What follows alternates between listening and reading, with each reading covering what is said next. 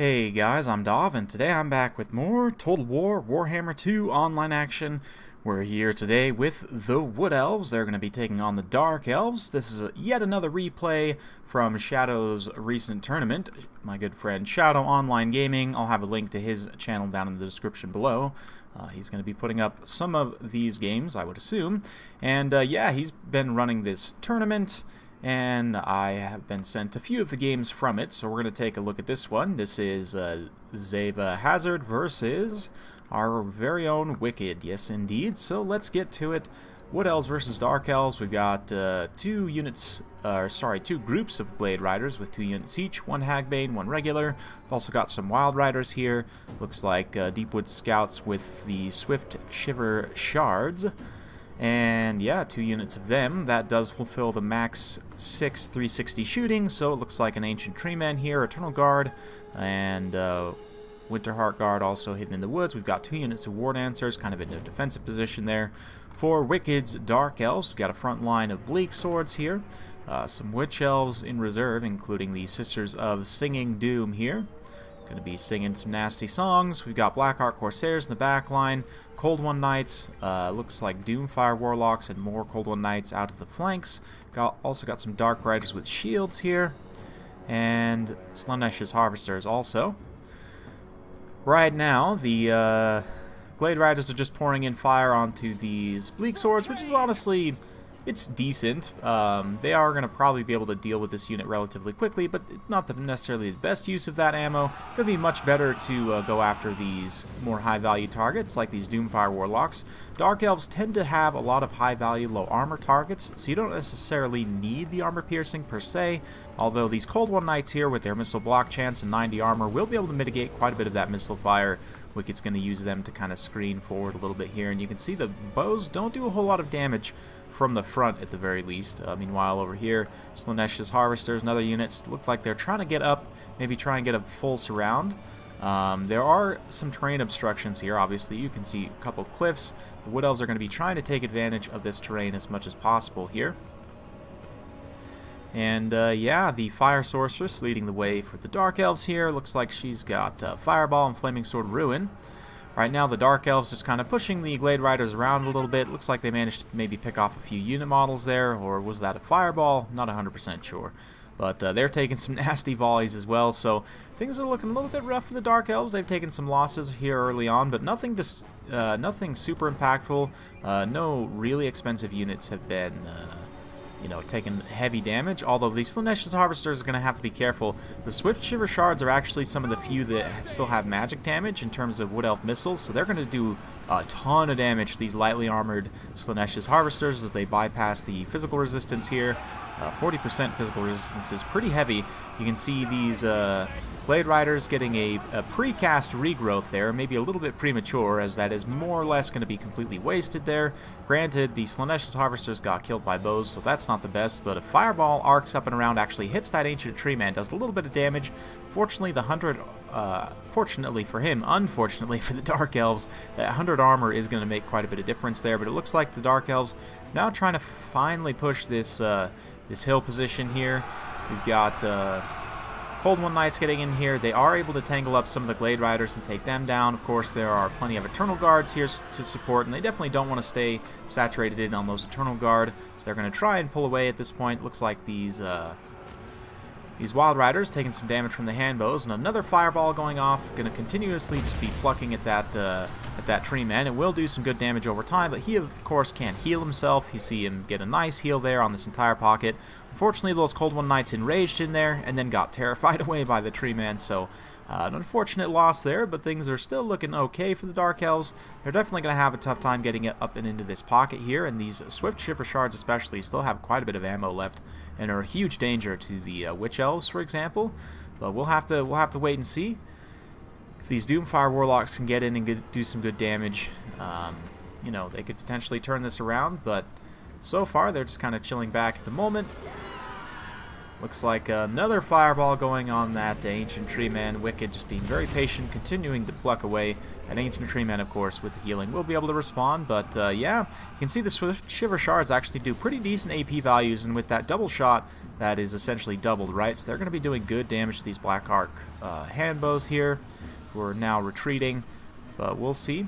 Looks like something going down. Flaming Sword of Ruin there for those Bleak Swords.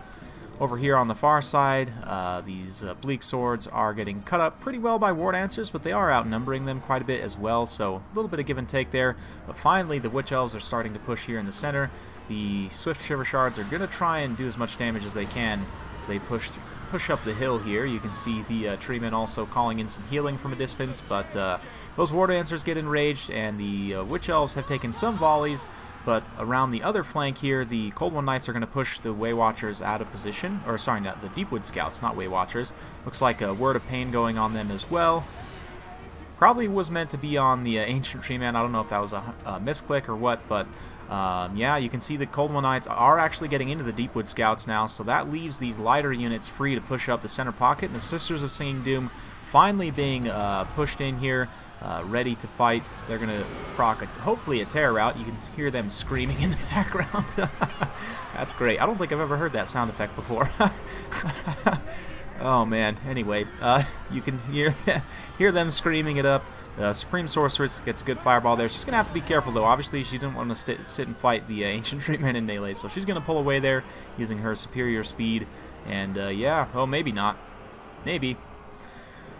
The Witch Elves pushing through pretty aggressively at this point, although the bounce power is still not great, and you can see the Swift Shiver Shards were able to break free from those Cold One Knights. The Cold One Knights, unfortunately, probably got enraged into something. I didn't 100% see what happened there, but the Sisters of Singing Doom were able to get into this backline and critically enrage the Glade Riders, so the Glade Riders now can't get away from this situation, which is just excellent.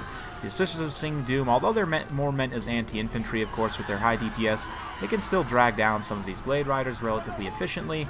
It's just a matter of the Ancient Tree Man being here, and if the Sorceress can keep plucking away at him, but if the Dark Elves lose the rest of their forces first, obviously, it could be a little bit rough. Handbow's doing some good skirmishing here, but the, ooh, that's going to be very punishing. Glade Riders coming in.